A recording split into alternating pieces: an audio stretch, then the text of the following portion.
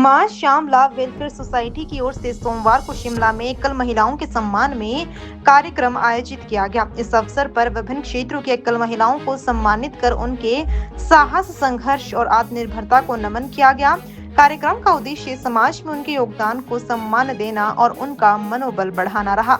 Society के अध्यक्ष कुसुम सदरेट ने कहा कि एकल महिलाओं का जीवन कई चुनौतियों से भरा होता है, लेकिन इसके बावजूद वे अपने परिवार की जिम्मेदारियों का सफलतापूर्वक निर्वहन कर रही है। उन्होंने कहा कि ऐसी महिलाएं अपने संघर्ष और हौसले से समाज के लिए प्रेरणा बन रही हैं। उन्होंने बताया कि कई महिलाओं ने पिछले 30 वर्षों से अपने परिवार की जिम्मेदारी अकेले निभाई है, जो उनके आत्मविश्वास और दृढ़ संकल्प का प्रमाण है। कुसुम सदरेट ने कहा कि मां श्यामला वेलफेयर सोसाइटी हमेशा जरूरतमंद और संघर्षरत लोगों के साथ खड़ी रही है। संस्था का उद्देश्य समाज के ऐसे वर्गों का मनोबल बढ़ाना है जिन्हें सहयोग और प्रोत्साहन की आवश्यकता होती है।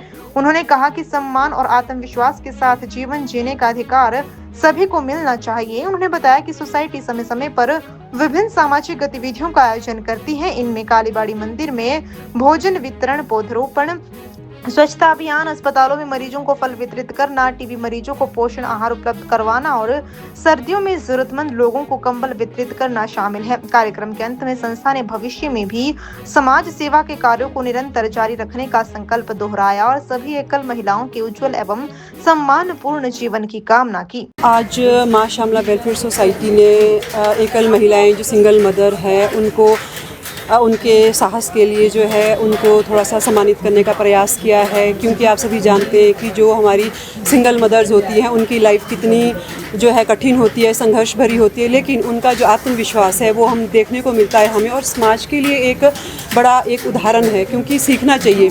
तो हम जब इन महिलाओं से बात कर रहे थे तो हमें पता चला कई महिलाएँ जो हैं 30 साल से जो सिंगल हैं अपने परिवार का पालन पोषण कर रही हैं, बच्चों को शिक्षा और स्वास्थ्य की सुविधाएं दे रही है अपने परिवार को।